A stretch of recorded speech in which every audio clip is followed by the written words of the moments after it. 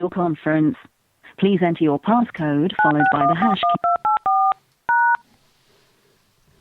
After the tone, please record your name. Héctor. You are the first participant to join the conference.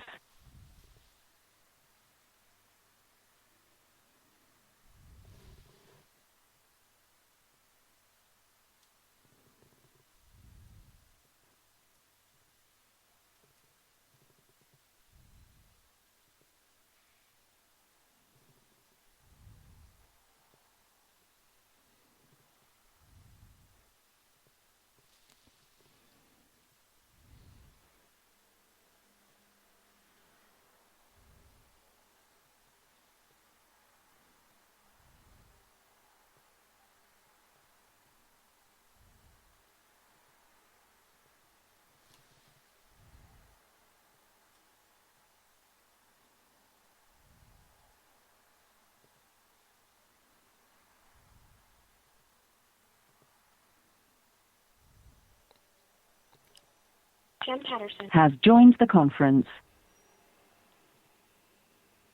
Hello? Hello, Jennifer. Yes, hi, is this Hector? Yes, this is Héctor. How are you? I'm good, how are you doing? I'm good. Today it's a little cold here. Maybe you know I live in Chile, so we are in the middle of the winter right now. Sure, of course. Yeah, yeah. I'm sorry about that. Yeah. I am just waiting. The summer came back as soon as possible. Of course, I understand. Do you know, has Tammy joined yet? I guess I am not sure if she sent me the invitation this morning, but I don't know if you want to wait for her or go or let's review our answer. We have our question we have for you. Sure, you can ask any questions that you have. I'm happy to. I mean, we can, hopefully she'll join soon, but if you want to start asking your questions, there's no reason we can't begin to speak now. Oh, sure, great. So, as Temi told you, we are working in the process for you. I can move my family and I to live in U.S. United States permanently, you know. But this process started, I don't know, maybe 6, 7 months ago. And the last week, or maybe this one, I don't recall right now, Irene from CGI, she told me. Erin Reed. Yes. Yes, she told me I will get the H-1B1 visa.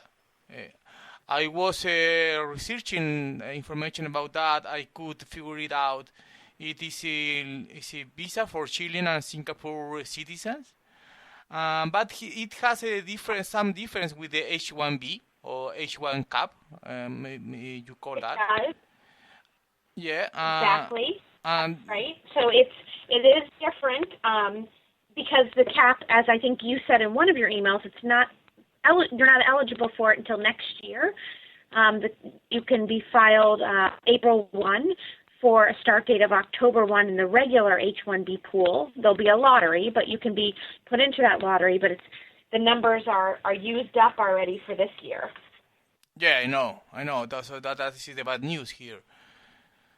So, but the H-1B one, I am not sure. I don't feel sure if I move with my family and I to United States with that temporary visa, because one of the point there, one of the sections says I need to evidence I will back to Chile when the job finishes. The immigrant intent. Yes. That's right. So both the H-1B and the H-1B1 do require non-immigrant intent. So you have to be able to prove ties to Chile or your home country, and that you have to be able to state that you plan to return. in both of them. With the regular H-1B, you are allowed to have also dual intent, the intentions to ultimately file a green card while on the H-1B, whereas that's not as clear on the H-1B1, and I think that's what you read. The business, I'd like a representative from the business on the call, but my understanding is they are planning to bring you in on the H-1B1 because they can now, and either way you have to prove that non-immigrant intent upon entry for either visa now, and then attempt to secure a regular H-1B for Has you joined the conference. sometime in the following years. Tammy, is that you? It is. Sorry about that. No problem. Good morning or good afternoon. Yes, whatever. Whatever it is. Hi, Tommy. I was just. Hi, how are you, Hector? I'm good. Thank you for asking. How are you? Good. Good. I was just Go ahead. explaining, Tammy, the differences between the H-1B and the H-1B1 and how upon initial entry on both, you're explaining your sort of non-immigrant intentions.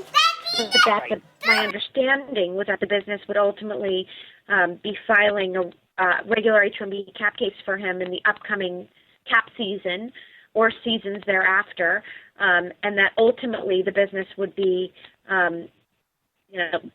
once he's in H-1B status, he could be considered and for a green card case should that be what the business wants to proceed with. Correct. That's my understanding as well. Okay, hold on. But without starting, Hector, with the H-1B1, you wouldn't be able to enter the United States till at the earliest a year from October. Yeah, I guess I read something about that too. So it is, I don't know, more than something like 1 year and 3-4 months more, right? Right, and that's at best case scenario. Just because you enter on an H-1B1 does not preclude you from ultimately getting the green card. We would just change your status to H-1B at some point, and then you would be sponsored for the green card using CGI's sort of normal procedures for that, which Tammy can speak to more broadly, but it's usually within a few years of being here in the United States, certainly within 4 years. 4 years. So I think, so Hector, let me just give you a little bit about our PERM policy on going permanent residence. And there's a couple of things. Unless there's a business request and a business increased intensity of what they want, or if there's a reason because we have a member. Sometimes we have members that we hire who are currently on an H-1 visa. I can't talk today. On an H-1 visa because they can port when they're in the U.S. And when they're here in the U.S., they may have used up a significant amount of their time under the H-1 visa category, which has a maximum time. If that member is recently hired and they only have, say, maybe 4 years or 3 years or 5 years left on, really 4 or more years left on their visa, that they can actually engage to get extensions on and so forth, then CGI will take the initiative to start a perm quicker. But typically our approach, and the policy states that our approach for perms or perm residents is that we want the member to have a record of performance, number one, because it is a significant investment for CGI. Number two, we also want to make sure that the member, because it does take there is a lengthy process to get the perm residence approved to a state that you don't need to have a different type of work permit, et cetera. We need to make sure that you can continue to work while that processing is going forward, and you're not necessarily required to leave the country because your work permit has actually expired before the perm comes in place. And so when we looked at all of that, the decision from the policy perspective is that we typically do not, for any of our members, file perm residencies for our members until they have been there within the last 2 years of their 6-year maximum time frame on the H-1 visa. Okay?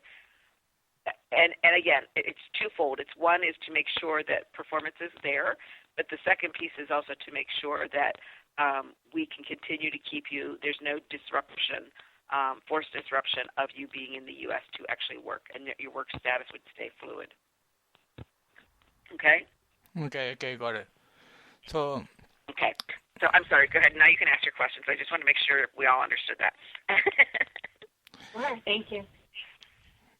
yes, I have a question about if we can change or we can adjust the type of visa, the H-1B1 to H-1B. That is possible? Yes. Not now.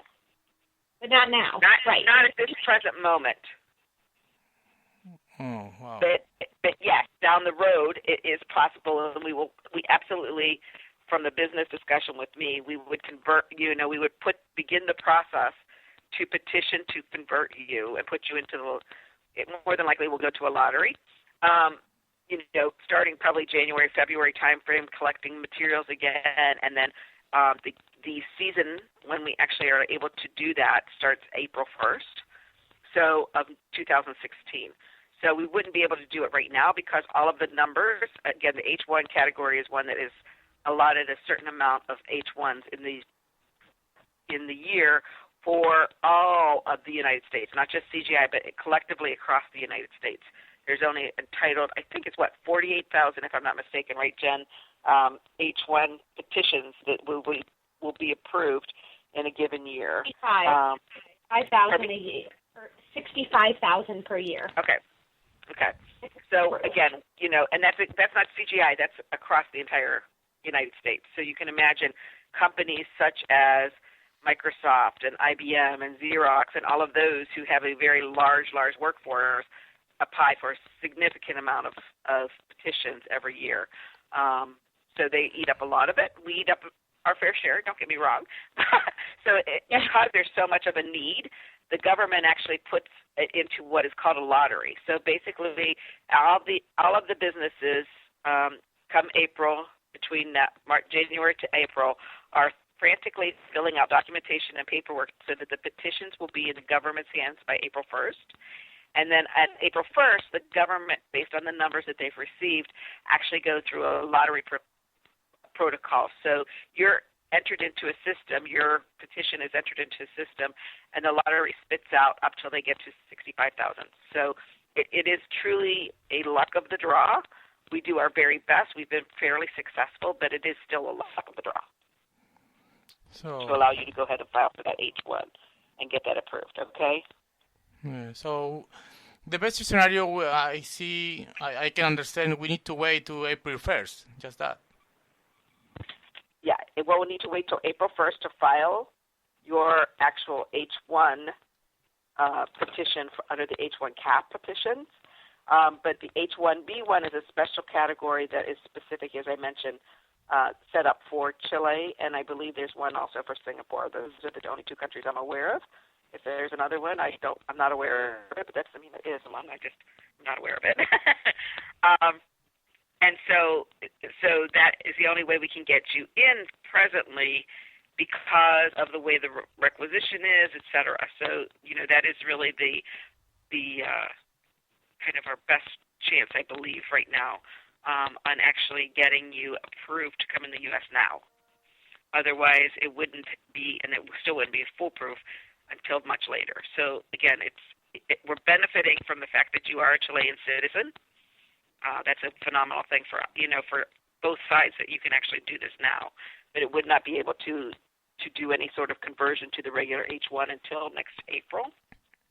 And then, that would be at least, the way I look at it, Hector, is this. From your business's perspective, it is always the business's discretion if they want to expedite processes. However, it still needs my kind of oversee and support of that request to the SBU VPs, because it is an investment of time and energy, as well as it's an investment of cost. To file the perm, it costs CGI over $10,000 per member to file a perm for them. So it's not an insignificant amount of money, and so we want to make sure that the member has some standards that they've met within CGI before we actually would invest that money. It's just the right business decision to make. Yeah, so, but Okay. I guess the H1B1 is really and truly is very hard for me move my family and I with that type of visa because maybe I need to sell my house, my cars, my everything here because it is a big decision move everything and leave everything here and go that and I am Yeah. not sure if I can get the permanent visa. That is my final target. Right, right. And again, if the you can file for, you will be able to get and obtain a home in the U.S. Purchase a home in the U.S. with your H-1B1. The challenge is if you had to finance that home, that's where your challenge is going to be. But you mentioned that you may not need to finance it, so if that's the case, then you wouldn't have you wouldn't have a challenge in that regard, right? The challenge becomes the banks want somebody who they can hold true to in order because they're investing, they're taking a risk on you. And so they want something that they can actually hold true to a risk and limits your risk percentage, right? If your risk percentage is high, you're going to pay an enormous amount of money to purchase a home. If you're paying cash and you don't have to take a loan, more power to you.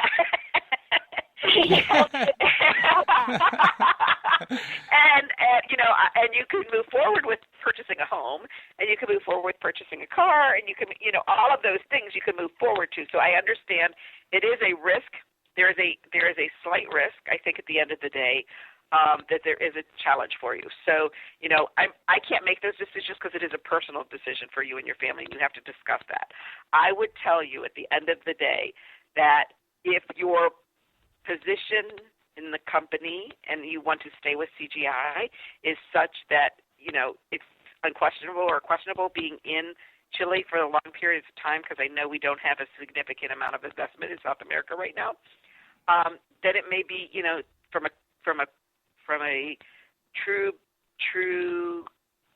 career development, career placement, the whole career component may be the right move for you to do. From a personal standpoint, I absolutely understand the risk, and that's a risk every one of us takes. I just recently moved. Jen just recently moved as well. Even within the U.S., it's always that risk that you're taking. You're making it a little bit bigger because you're also dealing with a lot of unknowns coming into a new country. And so, I don't know the market in Chile right now. I don't know, if you're in a situation where this is the best time to sell your house, because I know, where I live, it's the best time to sell my house. They're doing some significant growth down here, and people are just looking for certain homes. But I can't tell you that. That's your choice to make. It may be that it's not the best choice, and because the other risk, you may want to say, you know what, let's see if we can lease the home for a while. But those are choices you're going to have to think through. I think, Aaron, I'll check with Aaron, but I believe we had put up for some tax consults for you. So if you are thinking through those scenarios and you want to look to pull your numbers together, it may behoove you to actually speak to the tax. PwC is who CJI uses for tax. It may behoove you to actually speak to PwC and understand what would that do to my taxes if I lease my home versus sell it now, if I do this versus that, because that's going to have a financial impact, right? And I can't, honestly, I'm not supposed to be consulting on any of that. I can only coach you to where you can go to get that information because it's not within my realm of scope of advisement that I can give you. But you are correct. There is a risk associated with all of the things that you mentioned already. There's a risk of the perm processing not happening soon enough. There's a risk of potentially not being able to get into the H1 in April. That's a risk every one of our members has taken, that they wouldn't, that needs to get that conversion happening. It's a risk that they're looking at and assessing. Yeah, I can understand that. So I guess I need to discuss with my family about that.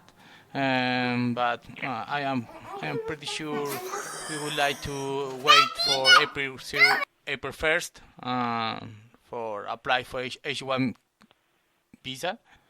And after that, as I told you, I can purchase a house because I will sell 2 properties I have here, and I can sell because I will be buying the house in cash, so that is fine. I don't need a mortgage or something like that for that. But I would like to wait then for the next for April, and we can apply for the H-1B visa. Straight away. What I would suggest you do then, if you're going to talk to your family and you think that's the path you're going to take, before you make a final decision, I would make sure that you communicate that with Aaron and with the management team, because they can't guarantee. In the U.S., we are at an at-will state of employment, so they can't. The business needs need to be met, and if that's not going to be met by you, there could be. I don't know this. There could be a jeopardy of you not having a position in April either for us to file for. So again, you need to talk to the business on that. I don't know that because they may need you here now, and to wait for April would put them in a hardship. I do not know. Yeah, right. I am working from CGI for 3 years. I work from home. I don't know. They need. I move right now there, or maybe the next year. That's the issue. The issue is I don't have I am a payroll employee for CGI, so my boss want You're to. a subcontractor. Yeah. Yes, I guess subcontractor. So Yeah. they want to move there in order they can make me payroll for CGI. So that is the target for this one. Yeah, you'll have to, like I said, you will absolutely have to discuss it with the management team. Jen, I don't know that there was any, based on the fact that the role needed a bachelor's degree, is there any concern in the sense, because if I recall, and again, I apologize if I'm misstating this, Hector, so Sure. please do not take offense, but am I correct that Hector did not have a bachelor's degree? That's correct. But he has years of experience?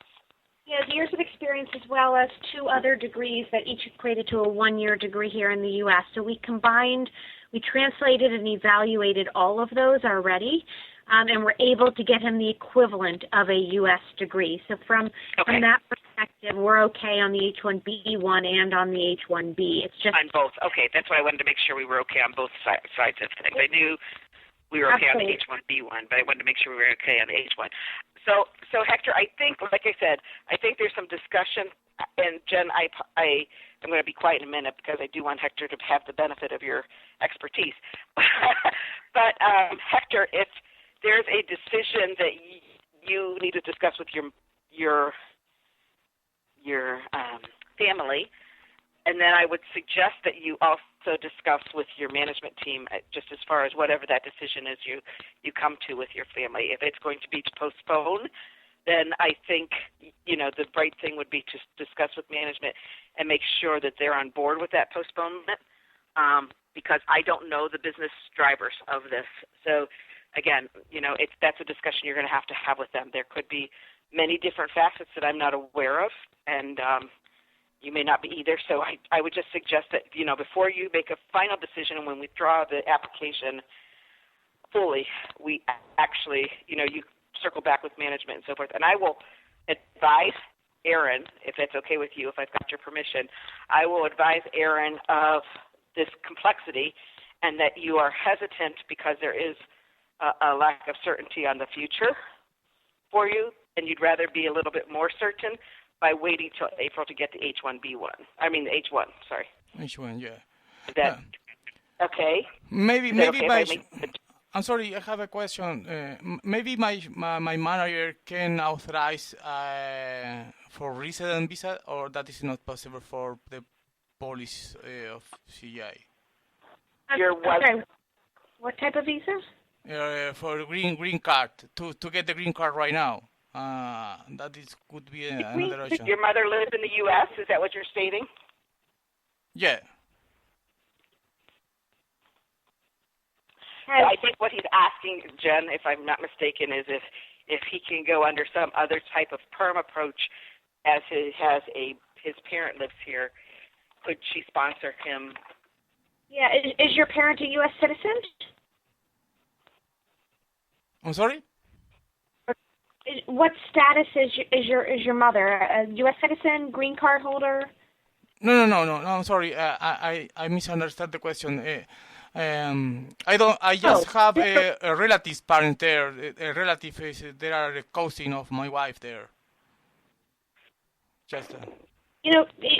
There is the option to petition to start the petitioning for the green card from abroad and to do a consular processing green card.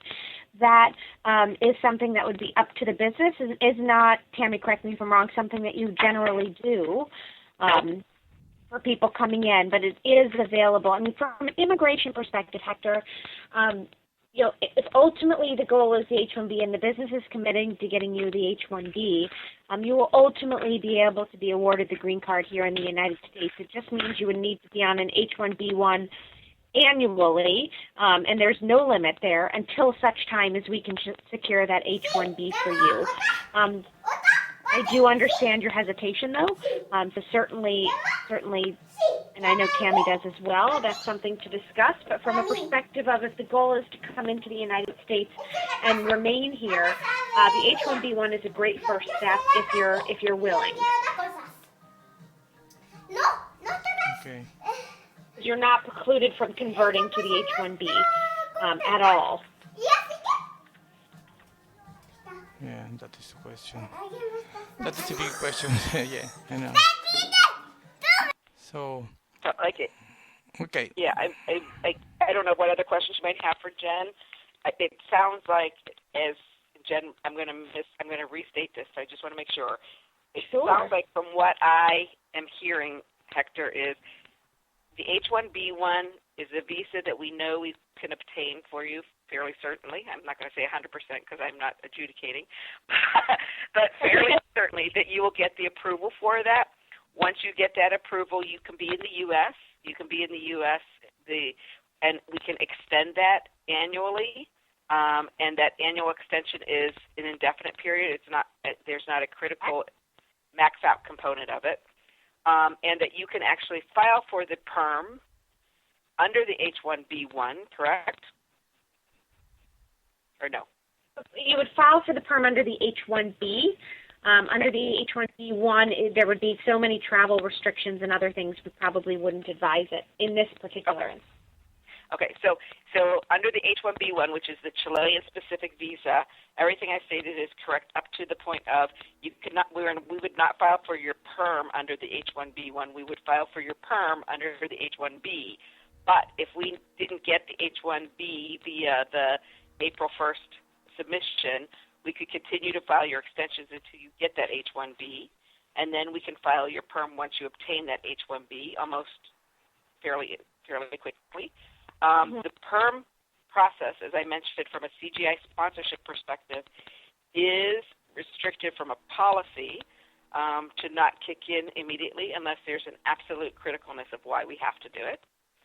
Because of the investment, we want the member to show that they're truly committed to CGI, et cetera, as much as we can. And so that's not going to necessarily change. We might be able to expedite it a bit after probably a year, but I don't think we'd expedite it before the year is up, regardless. And so those are kind of the questions you have to decide. Where is that year at? Because I think even if you came in April under the H-1, they would still have a requirement to wait for the year to file your perm. You couldn't go immediately into filing a perm even under an H-1. Not because the government doesn't let you, but because CGI would want to make sure that you have those criteria in place. I'm not going to tell you your manager wouldn't ask for it. I'm just saying it's not something I would typically or the leadership typically supports, just because they want somebody to have at least 6 months to a year. They prefer the year or more before they'd actually go down that investment. Okay, so I will discuss with my boss, with my managers, and my family about that, and I'll let you know and Irene too. Yeah, if you could let us know and send up a no, because we won't. I don't know where we're at in the process, but I think at this point we can't get to a point of actually filing, obviously, until we hear back from you. So we don't want to put the filing in place unless we hear back from you. That this is absolutely a go and continue. So, okay? Okay. Thank you so much. Okay, thanks. Okay, thank you for your Thanks, time, Jeff. Jennifer and Tammy.